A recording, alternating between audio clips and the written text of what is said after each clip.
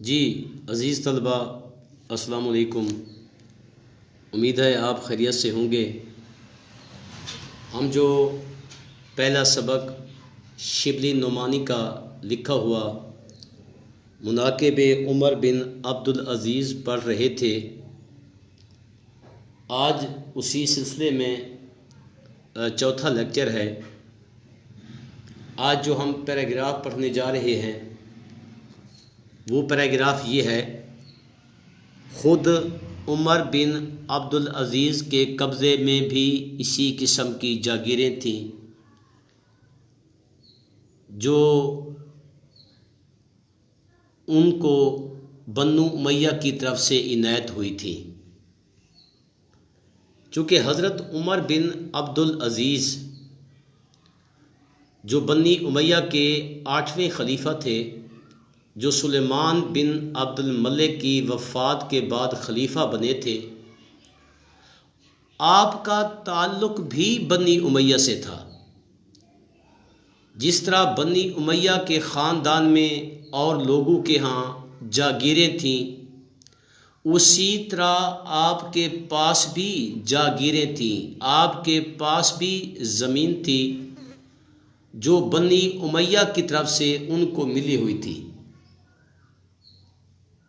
आपने खलीफतुल मुस्लिमीन बनने के बाद न सिर्फ अपना सारा मालो असबाब बैतुल माल में जमा करा दिया, बल्कि अपनी बीवी के जेवरात भी बैतुल माल में जमा करा दिए थे।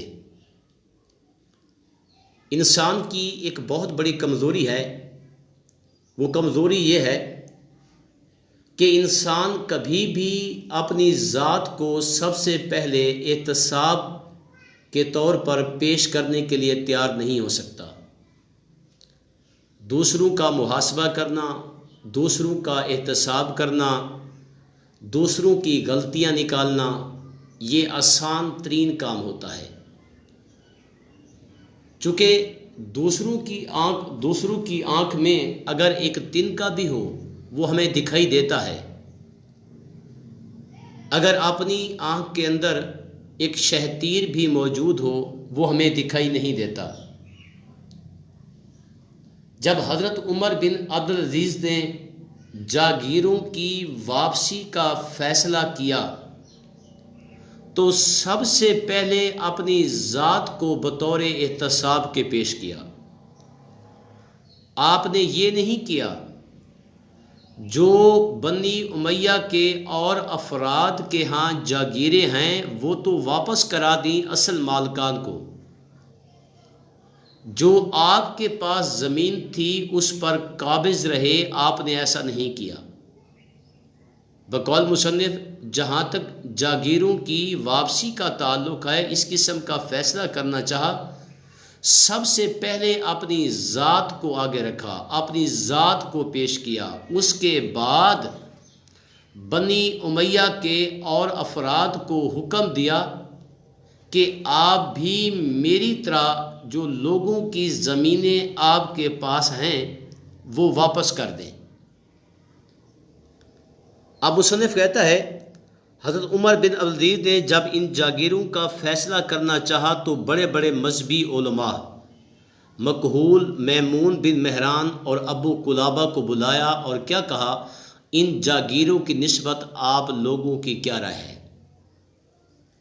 यहाँ 3 उलमा का जो ज़िक्र किया गया है ये अपने दौर के मुमताज़ तरीन, अहम तरीन ये उलमा थे, मकहूल, मैमून बिन मेहरान और अबू कुलाबा। उस दौर के जो मजहबी उलमा थे, नामवर उलमा थे, उनको अपने पास बुलाया और क्या कहा कि ये जो जागीरें हमारे पास हैं, इन जागीरों की निस्बत आप लोगों की क्या राय है, इस्लाम क्या हुक्म देता है, ये ज़मीनें हमारे पास रहनी चाहिए, नहीं रहनी चाहिए। चूँकि आप मजहबी उलमा हैं, इससे मुतालिक आप मुझे अपनी राय दें, मशवरा दें, मुझे क्या करना चाहिए। बकौल मुसन्निफ, मकहूल ने दब कर जवाब दिया, इन जो पहला आलम था उसने वाज़ेह जवाब नहीं दिया, हक सच को छुपा गया। उमर बिन अब्दुल अजीज ने मैमून की तरफ रुख किया कि तुम खुदा लगती कहो। खुदा लगती कहना बतौर मुहावरा क्या आया है। अजीज़ तलबा, अगर कोई ऐसा पैराग्राफ है उसके अंदर तशबीह है, उसके अंदर इस्तारा है, उसके अंदर तलमीह मौजूद है, तशरीही करते हुए उस पैराग्राफ की एक तो उन अल्फाज को वाज़ेह करके लिखना होगा और साथ ये भी बताना होगा कि ये अल्फाज बतौर तशबीह के, तलमीह के, इस्तारा के या मुहावरा के तौर पर आए हैं। खुदा लगती कहना बतौर मुहावरा के आया है। इंसाफ की बात करना इस मुहावरे का मफहूम है।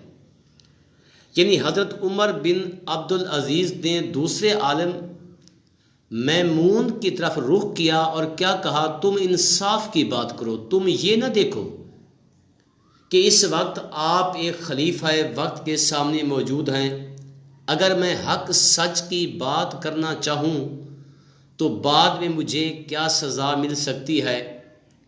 आप यूं समझें कि एक आम शख्स ने आपसे राय ली है, आप अपनी राय का खुलकर इजहार करें। तो उसका जवाब बड़ा खूबसूरत है। उन्होंने क्या कहा? उन्होंने कहा अपने साहबजादे अब्दुल मलिक को बुला लीजिए। यानी इस मामले में मैं कोई बात नहीं करना चाहता, जो आपका बेटा है, आपका साहबजादा है, आप उनको बुला लें और उनसे मशवरा कर लें। यहाँ उस आलिम ने एक नफ्सियाती हरबा इस्तेमाल किया। क्या नफ्सियाती हरबा इस्तेमाल किया?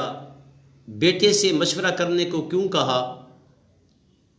चूँकि औलाद की जो मोहब्बत होती है एक फितरी मोहब्बत होती है,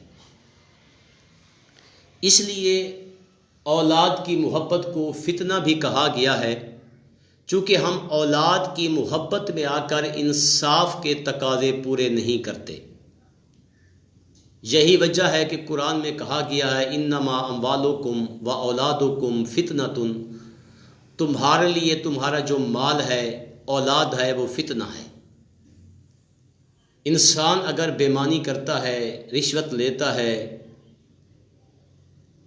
तो सिर्फ और सिर्फ औलाद के बेहतर मुस्तकबिल की खातिर। अब उसने क्या हरबा इस्तेमाल किया? जो ही इसका बेटा इसके सामने आएगा, औलाद की मोहब्बत हज़रत उमर बिन अब्दुल अजीज़ पर गलबा हासिल कर लेगी।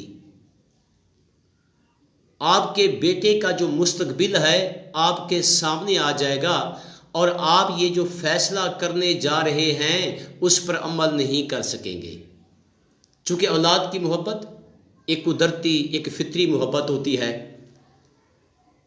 जब तूफ़ान नूह आया तो हज़रत नूह अलैहिस्सलाम ने भी अपने बेटे को पुकारा कि कश्ती पर सवार हो जाएं।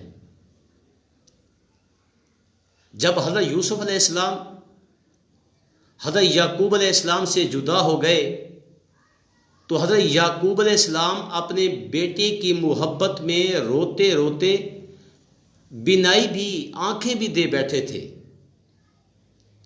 बकौल गालिब कैद में याकूब ने ली गोना यूसुफ की खबर।